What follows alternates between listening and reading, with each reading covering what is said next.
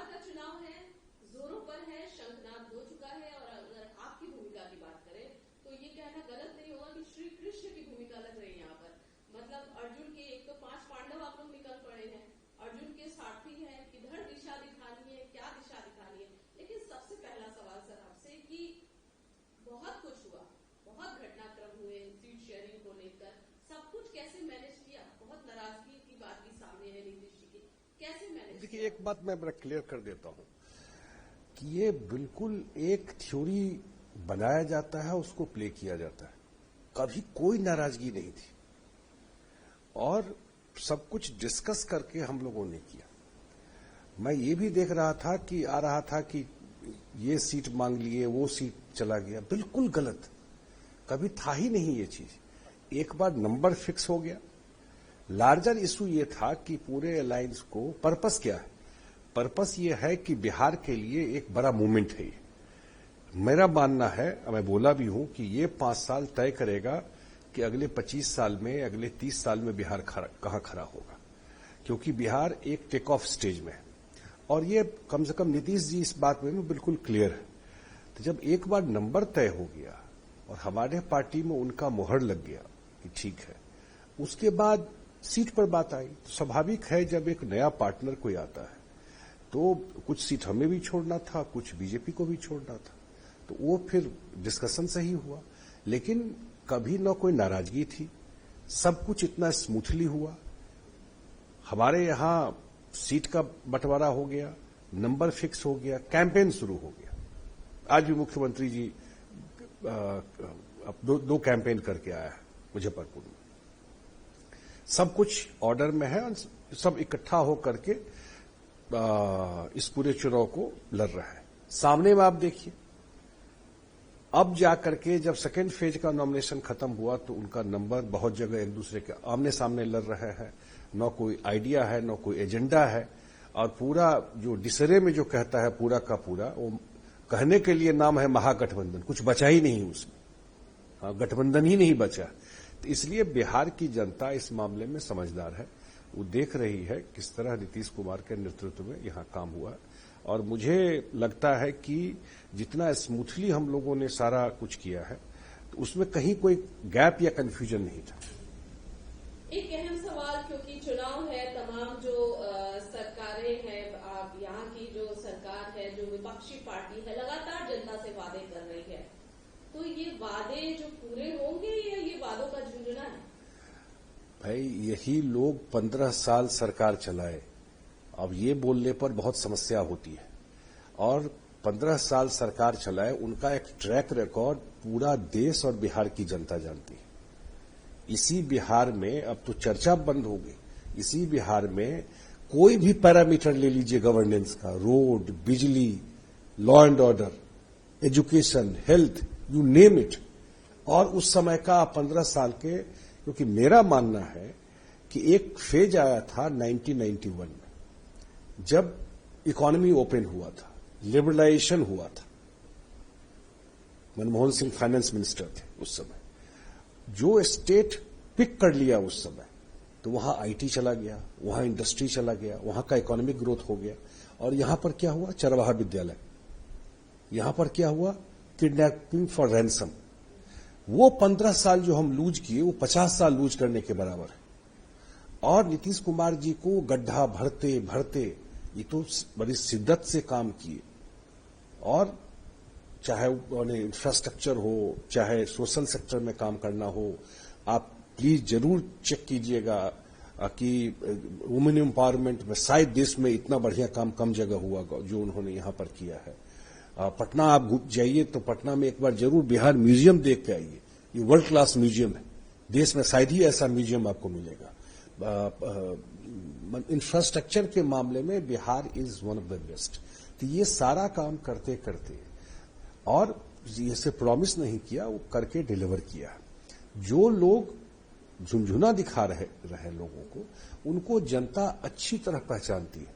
कितना भी नकाब बदल ले, लोगों को पता है कि ये वही सिंबल्स है जो उस समय के राजपाट के लोग थे।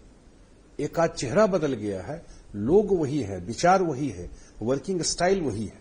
तो 20 साल से बाहर रखा है, और इस लाइफ में दोबारा सत्ता नहीं मिलेगा उन लोगों को, संभव नहीं है बिहार में, क्योंकि लोग पहचानते हैं उनको। इसलिए कुछ भी प्रॉमिस कर दो। लेकिन आप कह रहे सत्ता नहीं मिलेगा, तेजस्वी यादव इधर कह रहे हैं कि हम सरकारी नौकरी देंगे, प्रत्येक घर में सरकारी नौकरी। अब ये तो खैर डेटा ये समझना थोड़ा सा मुश्किल ही हो रहा है कि कैसे पॉसिबल हो पाएगा। आप दुनिया भर के इकोनॉमिस्ट और अर्थशास्त्री को देश में आप बुला लीजिए, उनसे समझिए इनके इस प्रॉमिस का क्या राज है।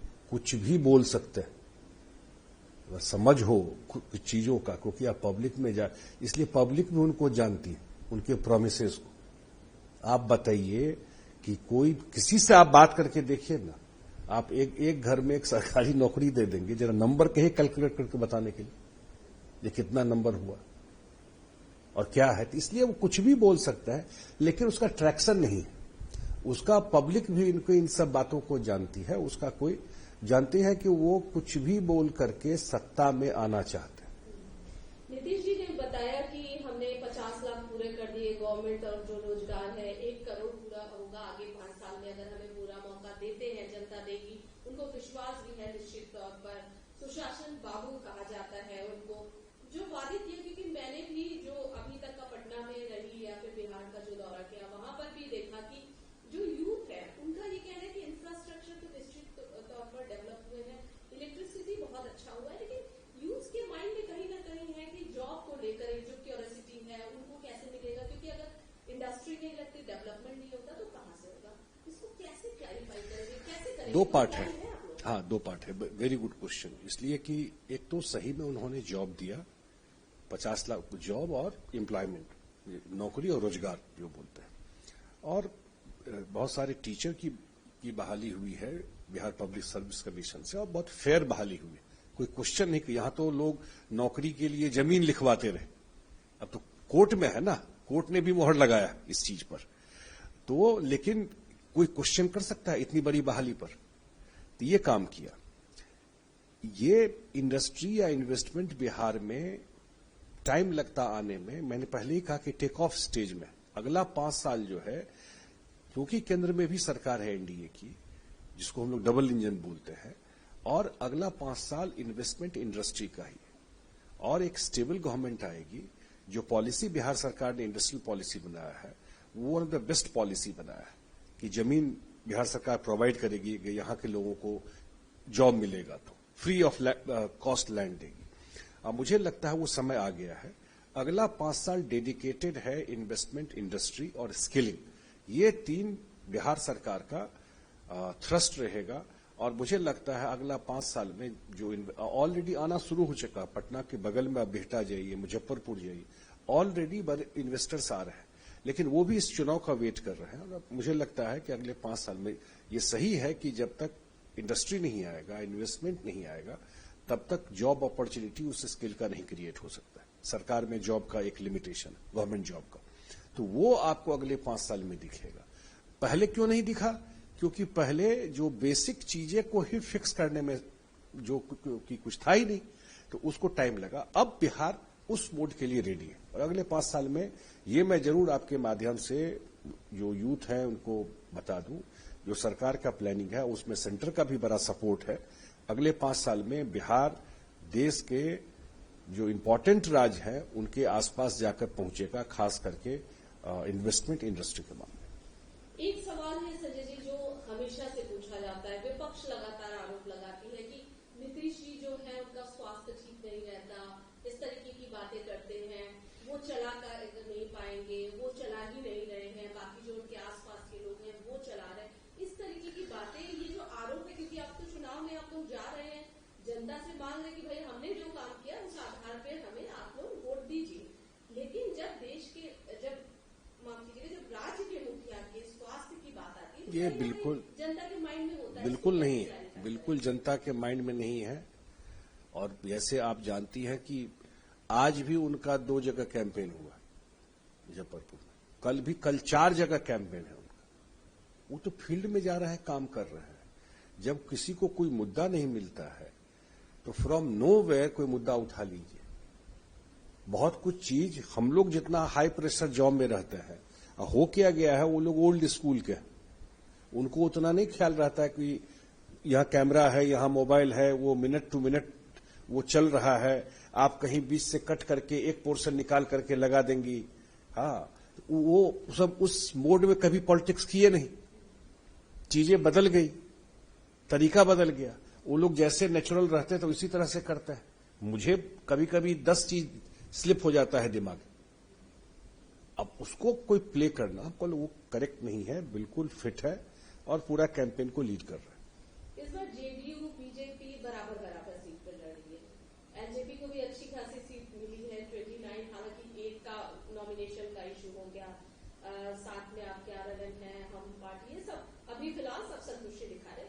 सीट शेयरिंग के समय थोड़ा बहुत जो भी आप लोग का रहा हो, कैसे, क्या लगता है आपको, क्या परिस्थिति होगी? क्योंकि जेडीयू और दोनों बीजेपी बराबर है, आप लोग इक्वल किस तरीके से और कैसे जाएंगे, क्या है? अब तो हम लोग बराबर है। लोकसभा में भी साथ लड़े ना, 2024 का लोकसभा, उसके भी नंबर्स हैं और सबका ध्यान इसी पर है कि पांचों, अब कोई इसको अलग अलग पार्टी में मत देखिए।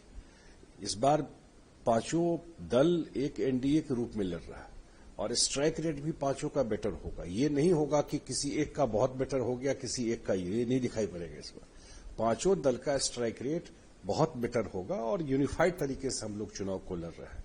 नंबर आप 140 लड़के भी 60 जीतते हैं, कभी कभी 100 लड़के भी 80 जीतते हैं।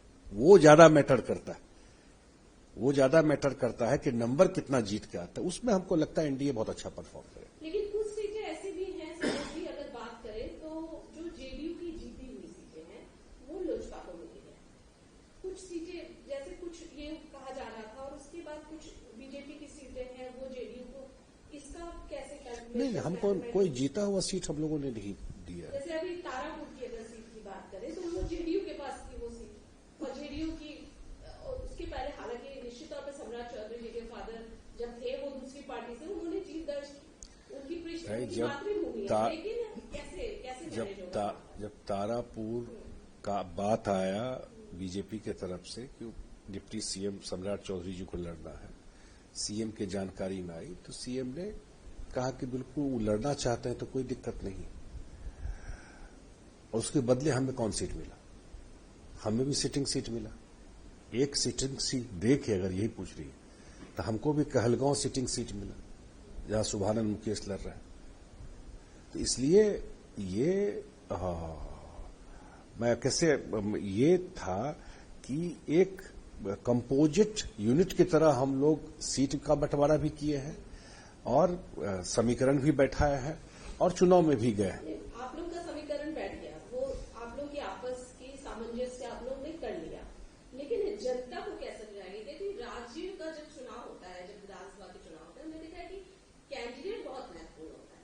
कैंडिडेट पे बेस जनता का होता है कि भाई ये कैंडिडेट हमारा है, इसने हमारे क्षेत्र में बहुत काम किया, हम तो इन्हीं को वोट देंगे, चाहे वो किसी भी पार्टी से लड़े। ये भी एक माइंडसेट रहता है, ये आपको पता है। उसको कैसे मैनेज करें? मुझे लगता है उसमें दिक्कत नहीं है। जितना स्मूथ टिकट डिस्ट्रीब्यूशन एनडीए में हुआ, मैं जेडीयू की बात नहीं कर रहा हूं, जितना स्मूथ आज तक मैंने नहीं देखा। मैं बहुत चुनाव 2005 से देख रहा हूं, जितना smoothly ticket distribution, number set होना, सामाजिक समीकरण को देखना। कभी कभी आपको, क्योंकि ये बात सही है कि हर एक सीट पर 5-6 दावेदार होते हैं, टिकट तो एक ही को मिलेगा, तो हर एक पार्टी के का एक बड़ा जो वर्कर का एक फोर्स होता है, सबकी अपेक्षा होती है चुनाव लड़ने की, तो वो रहता है। लेकिन उस सबको भी मैनेज कर लिया जाता है। कैंडिडेट तो इंपॉर्टेंट होता ही है, इसमें कोई डाउट नहीं है, लेकिन अलायंस और लीडर भी बड़ा इंपॉर्टेंट हो जाता है कि सरकार कौन बनाने जा रहा है, कौन लीड कर रहे हैं इस सरकार को, वो भी तो बड़ा फैक्टर हो जाता है चुनाव में। तो अल्टीमेटली वो एक फैक्टर बड़ा चीज है। कैंडिडेट जब भी कोई पार्टी देता है, कोई भी पार्टी हो, तो सब पार्टी अपने हिसाब से असेसमेंट करके ही कैंडिडेट देता है। और मेरे ख्याल से एनडीए का जो कैंडिडेचर है वो बहुत बेटर है, इसमें कहीं कोई दिक्कत हमको नजर नहीं आती। संजय जी, एक सवाल है जो लगातार पूछा जा रहा है, हालांकि डिप्यूटेशन है, लेकिन क्या करें, बिहार चुनाव है और बात सीएम की आई जाती है कि भाई मुखिया कौन होगा। आप लोगों ने कई बार जवाब दे भी दिया कि नीतीश जी ही होंगे। 5 पांडव का आप लोगों ने टैग दिया है अपने आप को, 5 पांडव के मुखिया इस बार में नीतीश जी ही बिल्कुल नीतीश जी होंगे। देखिए, सब टाइम एंड अगेन हम लोगों ने इस चीज को बताया है कि इस अलायंस को लीड कर रहा है नीतीश कुमार। वो लीडर है इस अलायंस के, वो फेस है इस अलायंस के। लोगों के बीच में जो हम जा रहे हैं तो ये बोल के जा रहा है कि नीतीश जी के नेतृत्व में हम लोग चुनाव रहे हैं। अब इससे ज्यादा स्पष्ट तो कुछ हो नहीं सकता। तो इसमें क्लैरिटी है, इसमें कोई कंफ्यूजन नहीं। इसमें कोई कंफ्यूजन नहीं है। आप थोड़े से विपक्ष की बात कर लेते हैं, क्योंकि एक नई पार्टी आई है, जन स्वराज पार्टी। प्रशांत किशोर जी बहुत कॉन्फिडेंस है, बहुत, और उनका साफ तौर पर कहना है कि हमारी जो लड़ाई हो रही है आमने सामने एनडीए की और जन स्वराज की है। इंडिया गठबंधन यानी कि महागठबंधन तो कहीं है ही नहीं। आप कैसे देखते हैं? मैं इस पर ज्यादा मैं देखता हूं कि जैसे जैसे चुनाव अभी आगे बढ़ेगा, हम लोग तो बिल्कुल चुनाव के उसमें आ गए हैं, तो ये बाइपोलर इलेक्शन होगा। ये एनडीए वर्सेस महागठबंधन ही होगा। और महागठबंधन के बारे में बिहार की जनता जानती है। जो वोट के दिन जो निकलता है वो पक्ष या विपक्ष में वोट देने जाता है, कोई वोट इधर उधर नहीं करता। ये इलेक्शन एनडीए वर्सेस महागठबंधन ही होगा। लेकिन एक बहुत बड़ा आरोप प्रशांत किशोर ने लगाया आप लोगों के ऊपर कि उनके जो कैंडिडेट्स हैं उनको प्रेशराइज करके आप लोगों ने उनको अपनी तरफ किया, उनको पार्टी से बाहर जाने का रास्ता दिखाया, अपनी पार्टी में लिया, इस तरीके का आरोप लगे। नहीं, चुनाव के समय मुझे स्पेसिफिक जानकारी नहीं है, मैंने देखा नहीं है, लेकिन चुनाव के समय ये कोई नई बात नहीं है। बहुत लोग एक दूसरे की पार्टी में चले जाते हैं, बहुत लोग रिक्वेस्ट करते हैं बैठने के लिए भी। हो सकता है कि उसी पार्टी के लोग हों जिन लोगों ने बैठाया है। ये भी तो हो सकता है कि ऐसे प्रत्याशी हों जो उसी पार्टी में दावेदारी कर रहे थे, या नहीं मिला तो शायद वो चले गए वहां पर। उनको अगर कोई किसी को फोर्स करके नहीं बैठा सकता, फोर्स करके क्या बैठाएगा? लेकिन हम लोग भी हमारे कितने रेबल खड़े हो जाते हैं। हम भी उनको फोन करके बोलते हैं कि भैया आप चुनाव में लगे, आगे जो भी ध्यान रखेंगे आपका। लेकिन ये तो चलता है चुनाव में, लेकिन कोई किसी को दबा के फोर्स करके बैठाएगा? मुझे तो बिहार में न ये कल्चर रहा है, न बिहार का ये मिजाज रहा है, न बिहार में ये सब कभी हुआ। हम लोगों ने नहीं देखा कभी। क्या लग रहा है महागठबंधन की अगर बात करें, जेएमएम अलग हो गई चुनाव से पहले, अपना अलग रास्ता देख रहे थे, कुर्ता फट रहा है, लोग नाराज हो रहे हैं, कोई कहीं रो रही है, कोई कहीं रो रहा है, लोग लोटपोट खा रहे हैं जमीन पे। मतलब स्थिति ऐसी थी टिकट बंटवारे का अभी भी, मतलब जो परिस्थितियां बनी हुई है, एक ही सीट पे उन्हीं के दो कैंडिडेट्स। क्या लग रहा है? देखिए, कभी था ही नहीं, स्वार्थ से भरा हुआ ये गठबंधन है। ये लोग लास्ट तक कभी अभी जाकर के नंबर जब चुनाव में जा रहे हैं, इनका नंबर आया, एक सीट पर इनके दो कैंडिडेट लड़ रहे हैं। कोई अलायंस नहीं है। ये सत्ता के लिए कुछ भी करने के लिए तैयार है। एक सिंबल लेके रात में जा रहा है और उसको वापस बुलाकर सिंबल छीना जा रहा है। जो रेट गाजा दे दिया उसको, वो बहुत, और ये बिल्कुल अपरेंट रहा है पूरे उसमें। कहीं से आपको दिखाई पड़ा? जाकर के नॉमिनेशन कर रहे हैं जो लीडर हैं, और कोई अलायंस का आदमी नहीं जो उनके अलायंस पार्टनर है। तो इसलिए वो लोग भी मान चुके हैं। लार्जर बात यह है कि उनको भी पता है कि रिजल्ट क्या होने वाला है। तो जब पहले ही पता चल गया रिजल्ट, तो वो लोग भी उसी हिसाब से कर रहे हैं। क्योंकि कहीं से भी आपको, जिस तरीके से हम लोगों ने कैंपेन करना या चीजों को लोगों के बीच में ले गए, तो जब आप 5 पार्टी मिलकर के इकट्ठा होकर के अपना चीजों को नहीं फिक्स कर सकते हैं, तो 13 करोड़ बिहार के लोगों की समस्या का आप क्या निदान करेंगे? सही बात है। सवाल एक लगातार उठ रहा है कि जंगलराज पार्ट 1 तो हो चुका है। जंगलराज 15 साल जब लालू जी की सरकार थी, जब उनकी सरकार थी, अब जो है पार्ट 2 आ जाएगा अगर उनको फिर से जनता चुनती है। तो आपको लगता है कि जनता, ये जो तमाम बातें हो रही है, जनता निश्चित तौर पर गौर कर रही है? विकास आधार होगा या जाति आधार होगी, या इन सब बातों पर जनता विश्वास है? क्या लग रहा है आपको? हमको लगता है कि देखिए, नीतीश कुमार जी ने एक काम तो कर दिया कि बिहार के पॉलिटिक्स का नैरेटिव बदल दिया। जो जात और धर्म पे राजनीति होती थी, वो डेवलपमेंट के एजेंडा पे लोगों को लाके खड़ा कर दिया। काम पर बोलना पड़ेगा। और जो लोग, ये बात पार्ट 2 की बात हो रही है, तो इसमें आप देखिए जिस तरह के लोगों को टिकट दिया गया। सिवान का सबसे बड़े जो सिंबल होते थे जिसको लेकर के एक टेरर देश दुनिया में लोग जानते थे, उन्हीं के परिवार के लोग फिर चुनाव लड़ने आ गए। जंगल राज उन्हीं लोगों के वजह से नाम ना आया। किसकी वजह से आया? एक उनका कैंडिडेट नॉमिनेशन किया, पुलिस पकड़ के ले गई। सिर्फ एक आध चेहरा बदला है, पूरा का पूरा वो टीम लोग वही है जो 15 साल में ये सब काम में लगे हुए थे, वही लोग हैं। और कौन है? तो इसलिए लोगों को इनका जो पोल खोल रहा है ना, पता है बिहार के लोगों को 20 साल से क्यों सत्ता से बाहर है। इसी वजह से अभी तो 2024 का लोकसभा ही हुआ, तो बिहार में क्या रिजल्ट हुआ? उसमें भी कहते थे कि हम सब सीट जीत जाएंगे। तो उनको रियलिटी पता है। उनका जो एक लिमिटेड जो पॉलिटिक्स करने का तरीका है, वहीं तक उनका वोट है। कोई पॉलिसी, कोई आइडिया, कोई बात, कोई ट्रैक्शन उनके चीजों का वो पब्लिक में नहीं है, वो बिल्कुल नहीं है ये चीज। और जो पुराना जो मॉडल रहा है उनके राज करने का तरीका, उसमें कोई बदलाव नहीं आया। लोग भी वही है, थॉट प्रोसेस भी वही है। और इसलिए मुझे नहीं दिखता है दूर दूर तक जो कहते हैं 20 साल नीतीश जी के हो गए तो एक एंटी इनकम्बेंसी हो सकता है। नीतीश जी का आज भी प्रो इनकम्बेंसी है। आज भी 20 साल के बाद भी बिहार के लोग, जब नीतीश कुमार का चर्चा होता है तो बिहार के सबसे बड़े सिंबल माने जाते हैं डेवलपमेंट के, और आज भी लोग उनके बात पर रिलाई करते हैं, उन पर विश्वास करते हैं।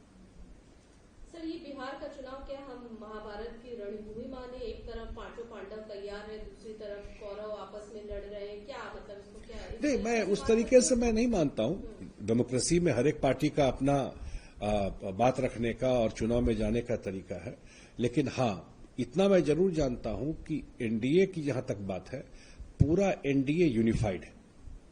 ऑल 5, चाहे लीडर हो या पूरी पार्टी हो, चाहे वर्कर, ये एक सबसे बड़ा चीज दिखता है। और हम लोगों को क्लैरिटी है कि अगले 5 साल में बिहार को कहां ले जाना है। अगर नीतीश जी ने कहा है कि 1 करोड़ लोगों को जॉब और रोजगार देंगे, तो वो ये सिर्फ प्रॉमिस कहने के लिए प्रॉमिस नहीं, हम लोग को डिलीवर करना है उस चीज को। या और भी जो इशूज हैं बिहार को, क्योंकि मैंने कहा टेक ऑफ स्टेज पे है, तो बिग टिकट्स प्रोजेक्ट यहां पर क्यों नहीं आईटी का बड़ा सेटअप हो सकता? यहां एआई का काम क्यों नहीं बड़ा हो सकता? यहां के बच्चे बाहर हैं, वो यहां आकर के फिर काम क्यों नहीं शुरू कर सकते? तो ये सारा आइडिया आपको अगले 5 साल में दिखाई पड़ेगा। बाहर में डिमांड है बिहार के लोगों का, अगर कहीं दुनिया में, तो स्किलिंग का एक बड़ा पोटेंशियल है काम का, तो वो आपको दिखाई पड़ेगा। तो हम लोग अब उस तरफ बात को रखते हैं। जो और लोग हैं उनको तो न प्रॉब्लम का पता है, न कोई लेना देना है बिहार से। प्रॉब्लम की बात से याद आया, राहुल गांधी आए थे, वोटर अधिकार यात्रा निकाली, राहुल गांधी तेजस्वी यादव दोनों साथ में निकले, वोट चोर गद्दी चोर का एक टैगलाइन बकायदा आप लोगों को दिया गया। उसके बाद एफआईआर का जो मुद्दा उठा, पार्लियामेंट में भी आपने देखा है कि किस तरीके से पार्लियामेंट लगातार नहीं चल पाया, ये मुद्दे को लेकर लगातार जो है वहां पर हंगामा होता रहा बाहर। क्या लगता है राहुल गांधी जी ने जो दावे किए, जो 16 दिन घूमे इसको लेकर के, और बिहार में ही सिर्फ एसआईआर हुआ है, पार्लियामेंट में तो चल रहा था। मुझे लगता था भाई बिहार में हो रहा है तो पूरा पार्लियामेंट में क्यों हंगामा हो रहा है?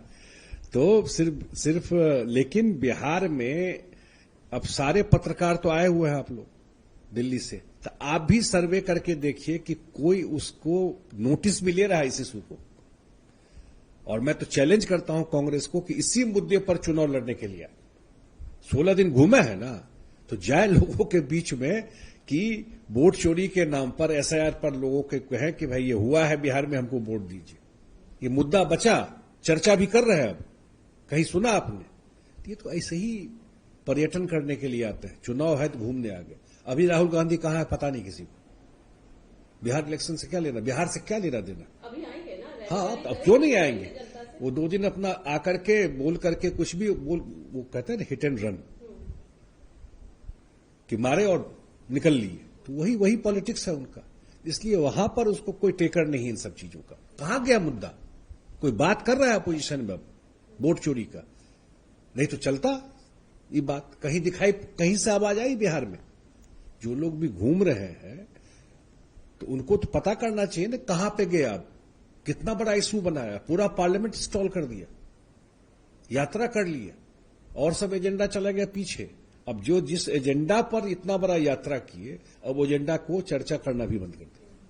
लेकिन अभी तो फिलहाल उनका फोकस टिकट पे ही था, अभी तक तो क्लैरिफाई नहीं हो पाया था। बोल रहे थे कि हम लोग फ्रेंडली फाइट है ये और बहुत जल्दी क्लैरिफिकेशन भी हो जाएगा। फ्रेंडली फाइट वगैरह चल रहा है। जब सब कुछ अनफ्रेंडली हो जाता है ना, तभी ये सब लाइन आता है। उनका कहीं कुछ आपस में कुछ है ही बचा ही नहीं, और वो नीचे तक ये मैसेज है, लोगों में ये बात पता है। तो जब अभी नहीं है तो आप आगे कैसे चला पाएंगे? ये भी तो है अपनी चीज।